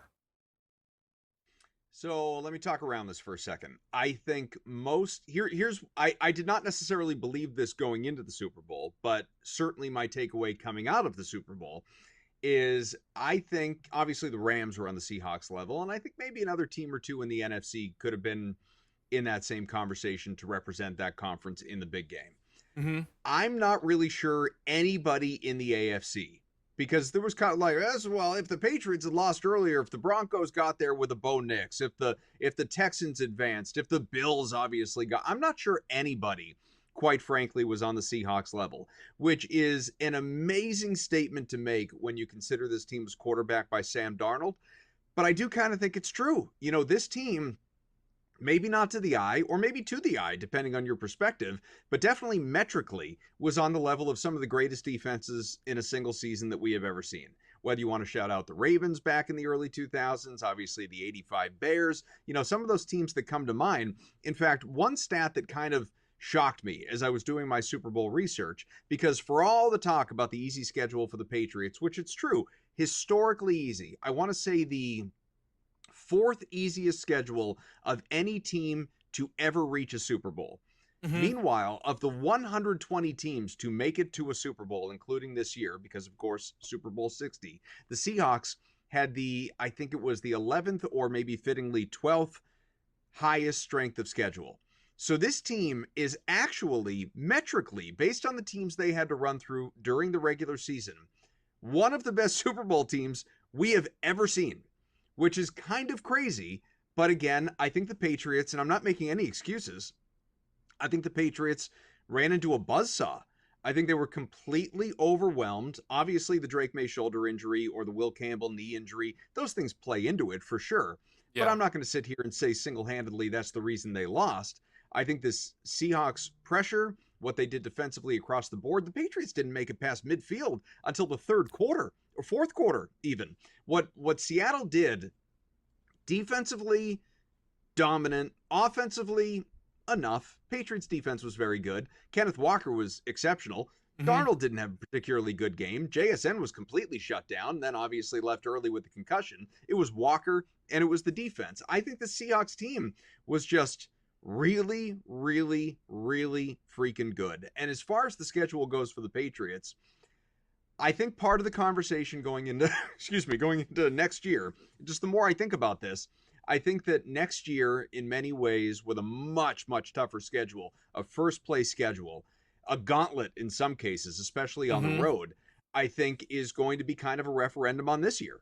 If the Patriots go out and they win, let's say, 6 or 7 games, people are absolutely going to question Drake May. They're going to question Vrabel. They're going to point at this year's schedule and say, see, we told you, fluky, fool's gold, all the Cam Newton stuff. If they go out and they win 10, 11, 12 games next year against a much tougher schedule, I think it's going to validate a lot of what they did this year. And unfortunately, we're just going to have to kind of wait on that. But I don't think that Drake May is less than or any of the talk that, you know, you're hearing coming out of a lot of pundits right now. What's very interesting, Adam, is if they are, you're right, if they are not very good next year, people will use that as a referendum.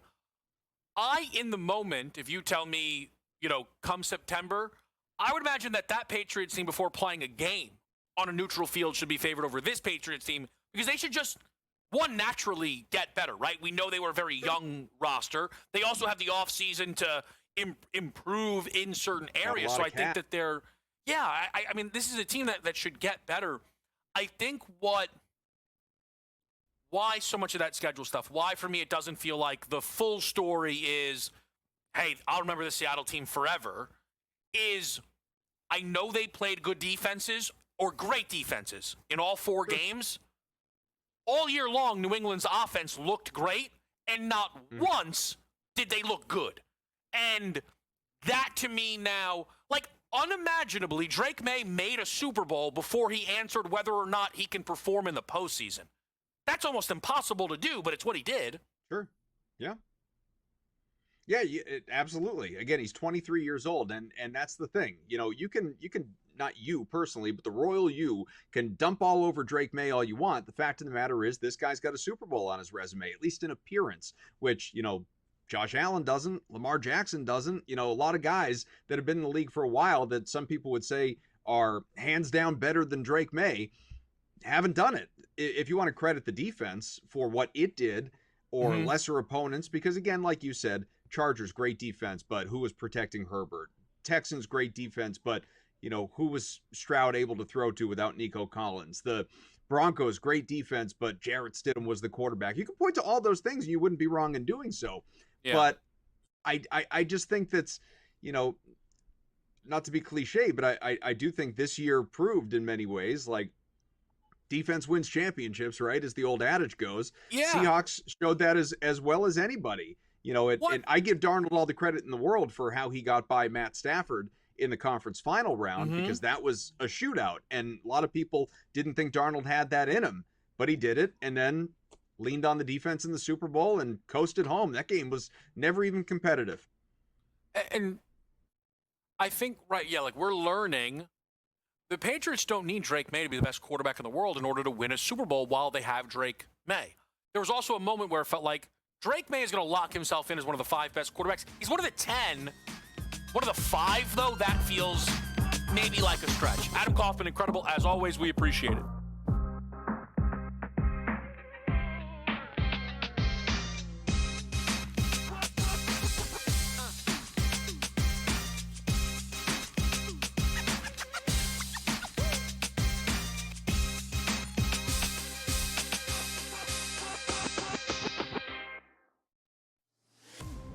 We knew this was coming at some point, but did you think he was going for Kristaps Porzingis? It's almost like they thought they were going to get it on Giannis.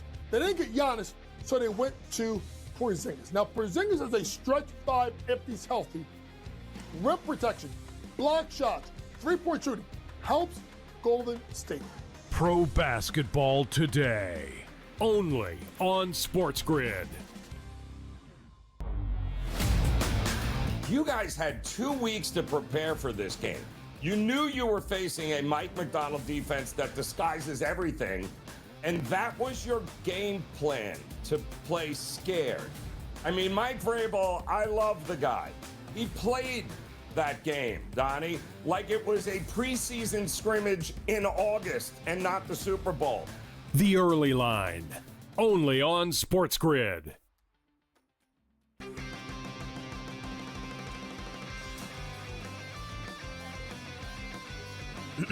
Class is in session. Today, let's talk about the teaser. A teaser is a multi-leg bet where you shift the point spread in your favor.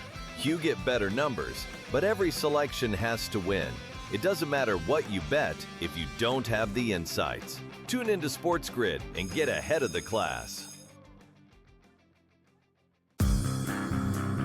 Was last night so tough for you to swallow that you now want to get rid of the owner? Yeah, that's right. Because the big bad Knicks came into town off an embarrassing loss, and you guys are flexing your muscles. We're not flexing anything. We're back. Nope. We're back, and you lost by 50. Yeah, well, this is the problem. Let's make the owner sell the team because he ducked the luxury Sixers tax. can't compete. The Craig Carton Show, only on SportsGrid.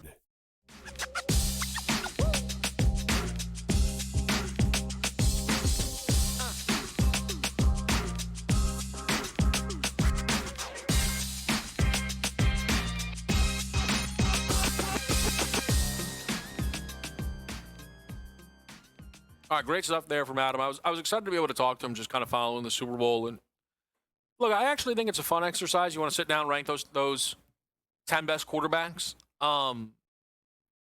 Drake's in that list to me. But he doesn't have to be inside the top 5, right? Like, you don't. It is not a required to think he's better than Caleb. Jane Daniels is interesting with the health, but you don't have to think that either. And we learned a little bit, I think, this season that when you do your analysis of who can win a Super Bowl, quarterback, it matters, but it's not all that matters. And, that's why, to kind of button this up, the team that has caught my eye from a Super Bowl odds perspective is Minnesota. Because there's a lot of stuff outside the quarterback that we can, as a consensus, agree we feel good about. One of, I think, actually the most impressive things of that Minnesota season is they somehow won 9 games. Despite all the quarterback stuff, some of that didn't even involve McCarthy, the wins, right? Or he got injured within the game. Like, there's something to that. There's something to be said for that, for Kevin O'Connell and Brian Flores. And this is my biggest thing on just that quarterback position. If J.J. McCarthy is the week 1 starter for Minnesota, I will have higher expectations for him than probably the consensus, because I think Minnesota has now been given the run out to move off of him by firing Mensa. Everyone can kind of come together, fair or not, and say, Mensa's fault, McCarthy's done. So if he's there, that's good. But also, if he's not the quarterback, if that quarterback is Kyler Murray, then you can say, man, you know what? Did we think Sam Darnold was better than Kyler Murray coming into this season? No. I don't, right? At least I don't think that's where it would have landed on those consensus rankings. So I just think it gives everybody Minnesota to me at those numbers is interesting. Let's put a college pick on the board before I talk more about a celebrity all-star game where it looks like they're rolling dice in between. I mean, come on. Any update on George Mason from our team? What did we get to? 30. Not great. What did we shoot? No free throws. George Washington with a free throw. Wow, clean game of the season. Iona up 10. You don't hear a lot about that in the back. Yale's getting their head down. Let's put some bets on the board here. None of these have began, I believe, yet. Unless Yale Dartmouth is off and running. Oh, it sure is. 38-30 at the break. Yeah, it's trending under. Live total, $147.5. So root them in. Chris with a Team Vince, Team T-Mac over the 74.5. It's your sharp play of the day.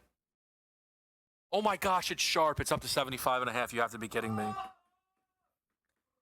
You have to be kidding me. He got CLV. That has to be a soft market. You sickos out there are watching, you tailed. And you move this number. That's the only thing that makes sense. Chris, try and middle it. You know what? I'll just say this. This is one to middle. Like, the realistic the floor is 40-0. So, realistically, like, what's the fewest amount of points that can be scored?